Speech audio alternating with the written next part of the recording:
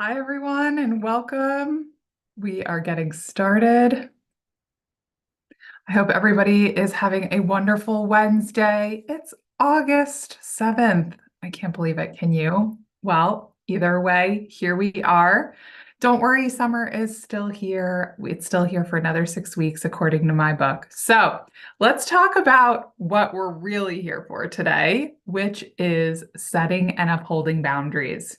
If you're the type that keeps getting pulled around, getting pushed around, feeling like you always have to be on call, feeling like you're missing dinners with your family, feeling like you wake up, work, go to sleep, and then repeat day after day after day, you do not want to miss today's episode. Today, we're talking about setting and maintaining a boundary. But first, let me welcome you to the show.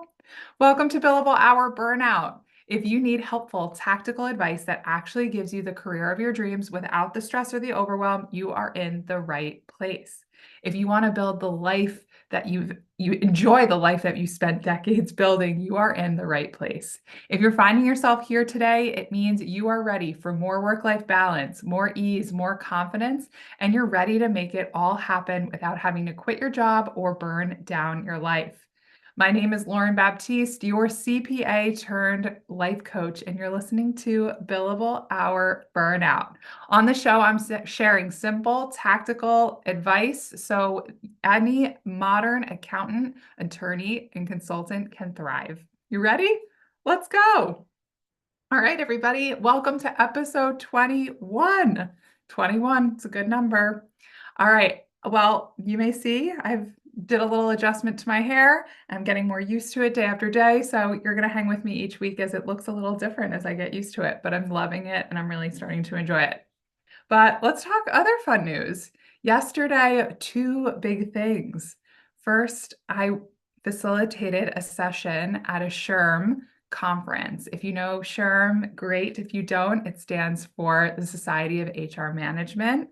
It was a great conference where I was able to share thought leadership on how to solve the burnout problem in your organization.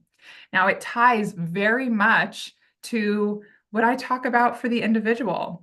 It's more than just a tactical shift. We need a radical transformation. We need organizations to be on the forefront because it's no longer a nice to have. It is an essential for businesses to survive and to not lose money year over year. We really need to maintain our talent and retain them and keep them happy. But when does it start? Where does it start? It starts with us. So that was a great conference. I was really happy to be part of that, to share really great engagement. And that will actually be my success story here. So as I'm talking through today's success story, I wanted to share some of the feedback because some of you may have come to a webinar. Maybe you just see me on these lives. Maybe you just read my posts. But it's good to share because that way you can get a taste of what it's like when I have new things coming up, which you'll want to stay for through the end of today's episode because I have some exciting news.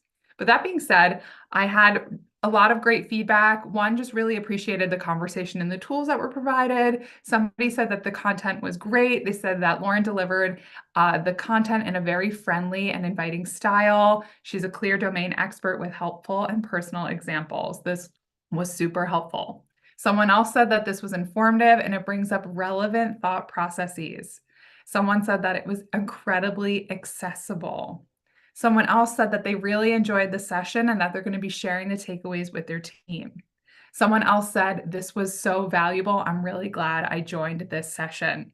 This is just a sample of all of the great feedback that I received from yesterday's facilitation, but this is the feedback I get anytime I host a webinar, anytime I do an event.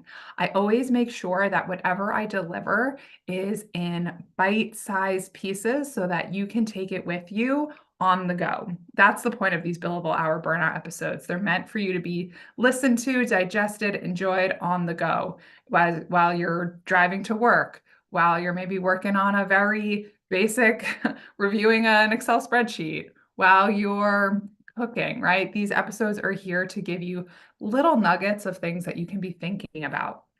And this is why I really like the idea of taking this big topic of boundaries and breaking it down into bite-sized pieces.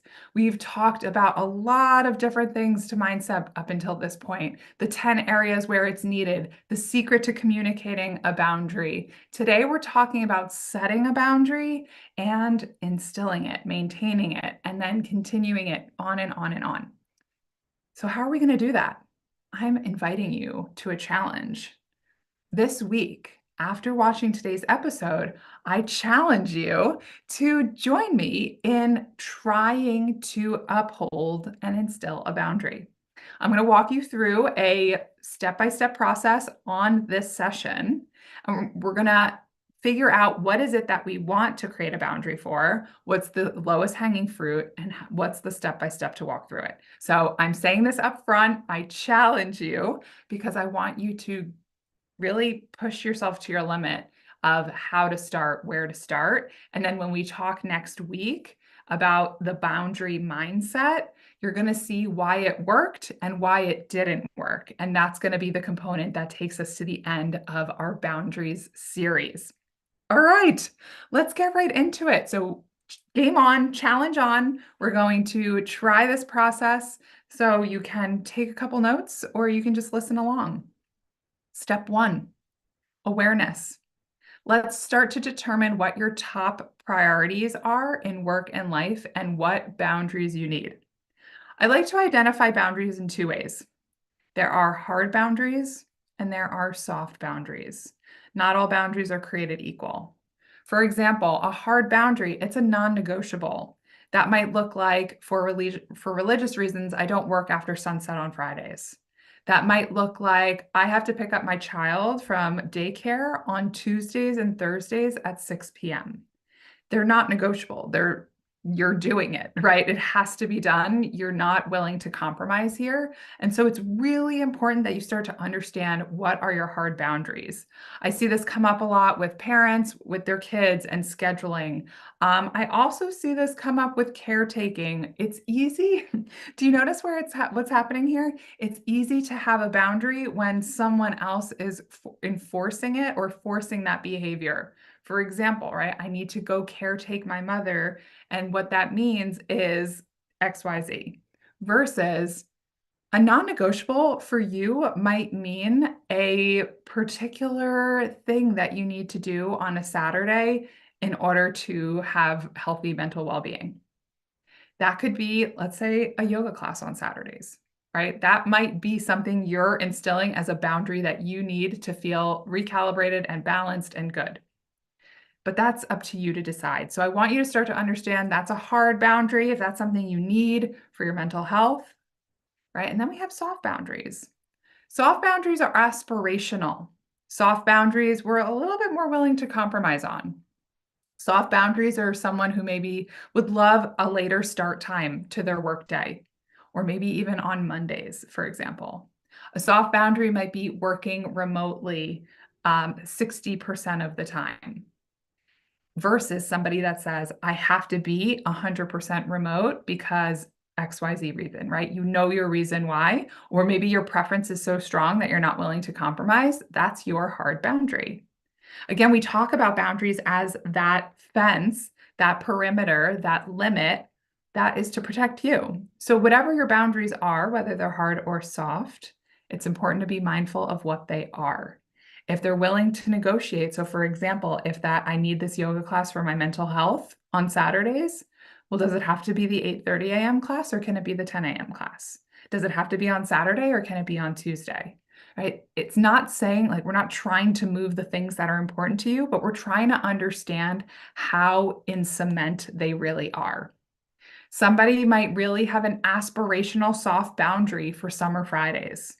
What I hear is a company will put out the boundary or the opportunity of saying, okay, guys, in the summer from Memorial Day to Labor Day, we are doing summer Fridays.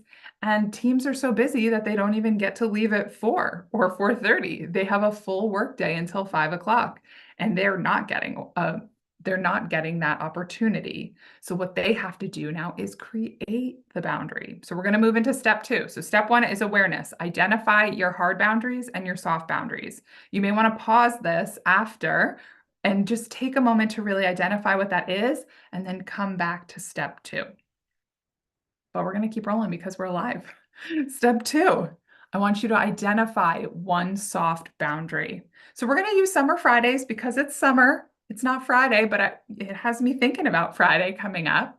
I want you to identify the one soft boundary that you would like to work with. I have 4 questions for you that I want you to think about. I want you to identify first the boundary that you want to uphold. This is a challenge. There's going to be so many things we want boundaries on or for, but right now we're only picking one. If we can successfully do one, it gives us proof that we can successfully have other boundaries. So number 1, what soft boundary feels like something you should be able to have? So for you, this is right, identifying the summer Friday, identifying the late start time, identifying what you need. The second question, where do you need to limit tasks or interactions that are not the best use of your time?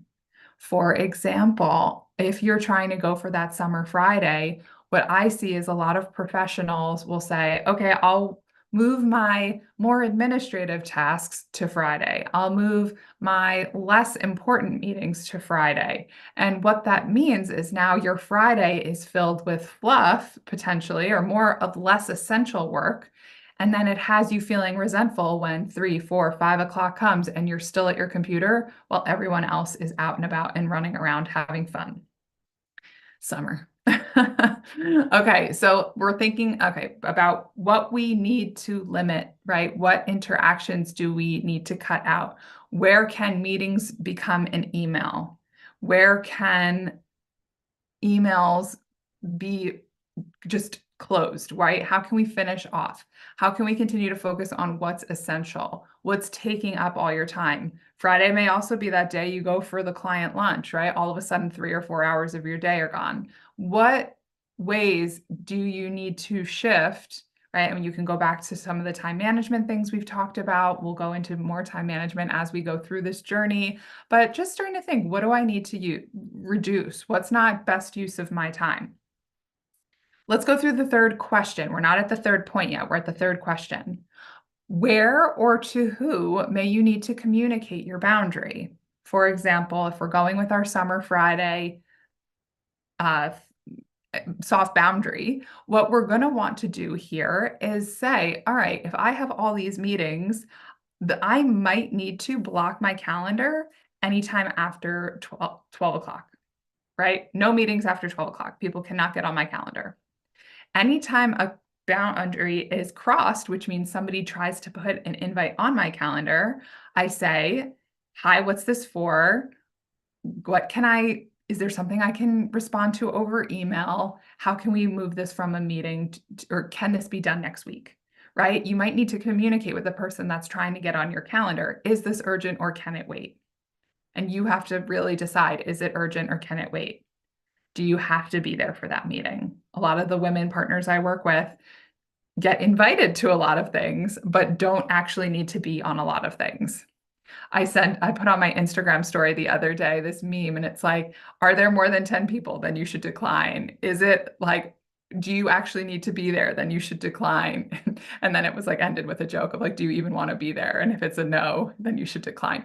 But really getting clear with who do you need to communicate this with to make sure it happens. Now, if you're at the top, you really don't have to communicate it with that many. You just might need to push it to another day.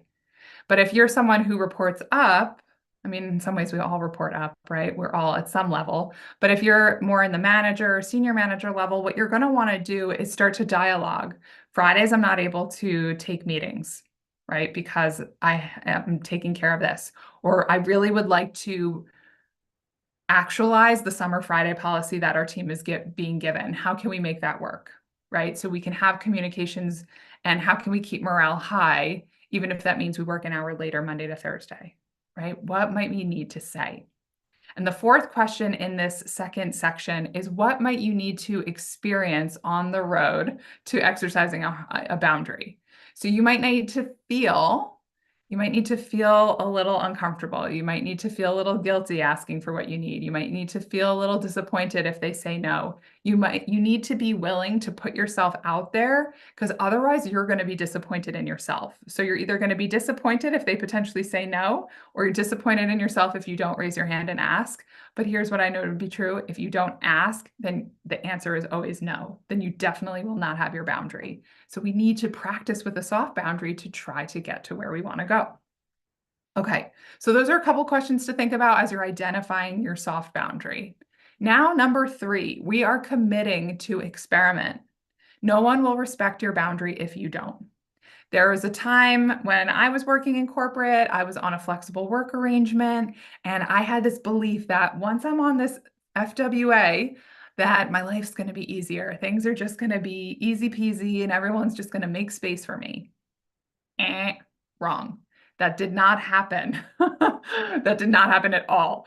Actually, I started within a few weeks, I was starting to get very resentful because I was like, why isn't anybody respecting this? And it's because I wasn't respecting it. I was not putting up out of offices saying I'm not working on Tuesdays and Thursdays. I was not asking someone, does this need to be done today? I'm not working on Tuesday, so the earliest I can get to this is Wednesday. Will that work? If not, you should find someone else to help you with this project, right? No one will respect the boundary if you don't. What I'm going to challenge you to, and this is why we're starting with a soft boundary, I want you to start with the thing that is easiest. Now, some of you may say work actually feels really hard because there's so much on the line. There's so much to lose. By enforcing a boundary, I may be saying no to a client. By enforcing a boundary, I might not be promoted. But this is where I want you to be thinking about what is an easy boundary to practice. Maybe that means something at home. Maybe a boundary is I'm going to stop cleaning up after everyone in my family because they're at the ages where they can clean up after themselves.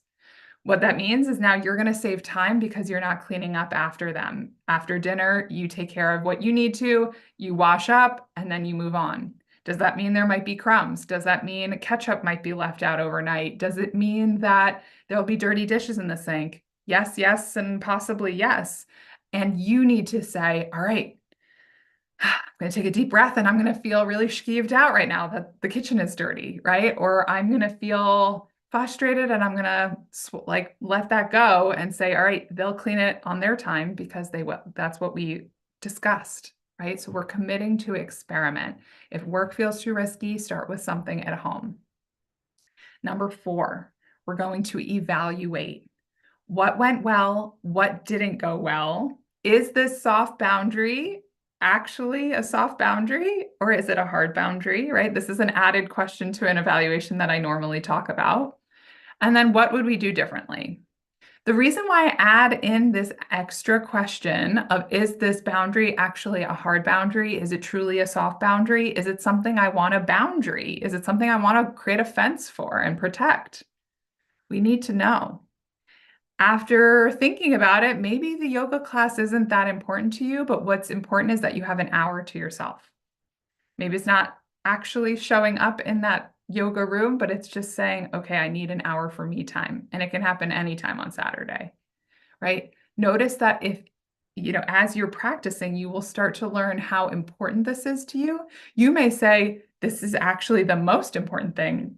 I'm really not going to clean up in the kitchen anymore because I notice how stressed I am or how frustrated I get with my family when I'm cleaning up after them. You'll start to notice what needs to be truly enforced and what has wiggle room. And that's why I like starting with a soft boundary because it helps bring up these questions and we can go through this protocol to understand where we're at and what we need.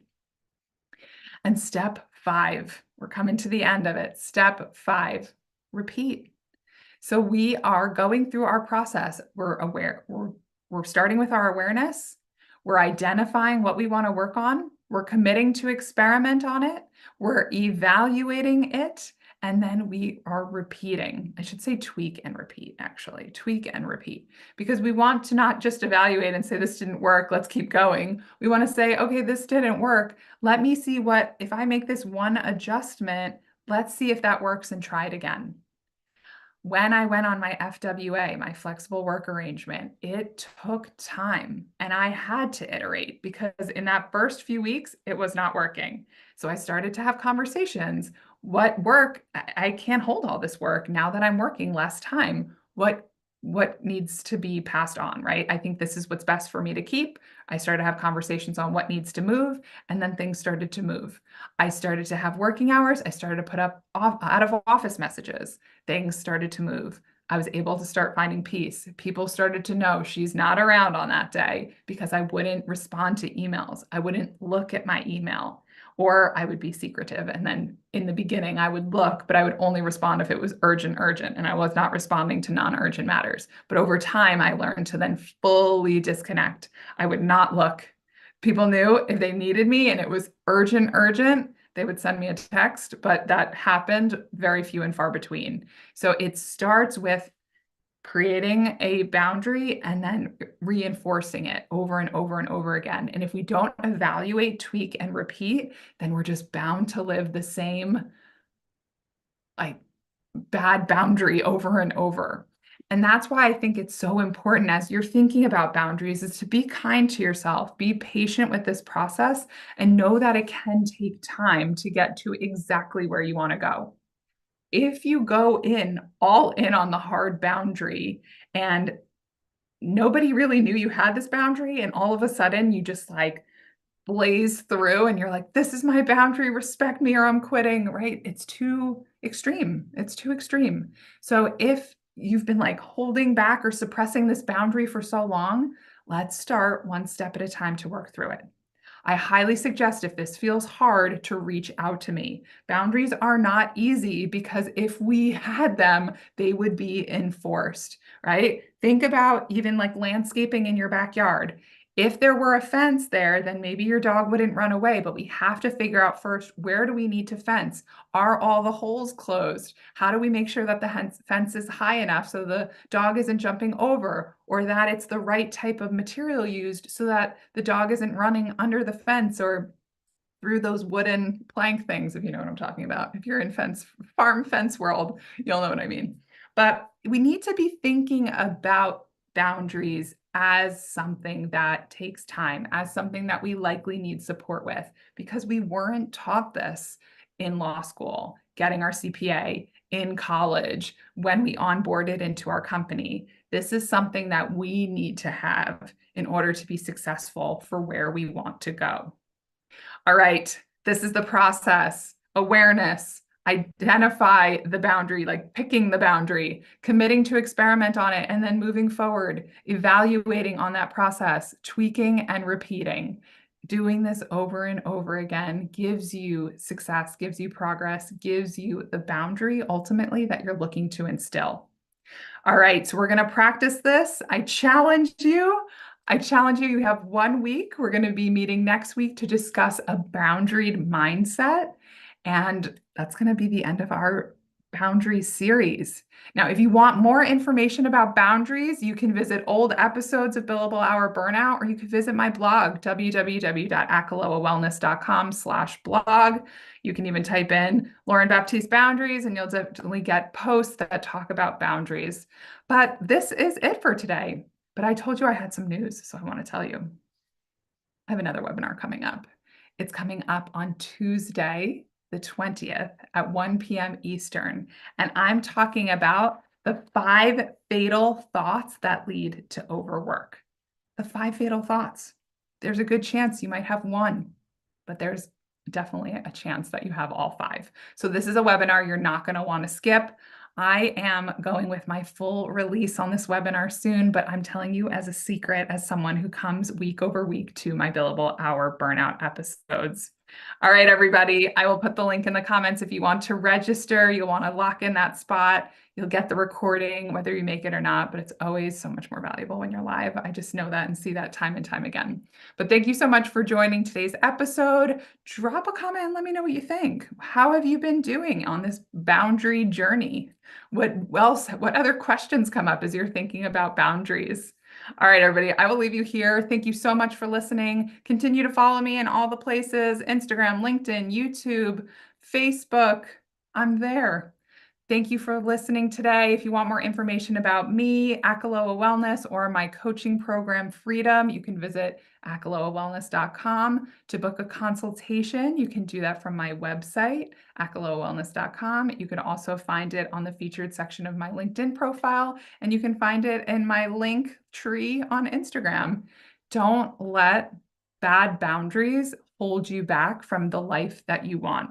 They are way easier to implement than you think when you have someone to help you make it possible. All right, everybody, I will catch you next week for the final episode in this Boundaried series. But for now, see you later.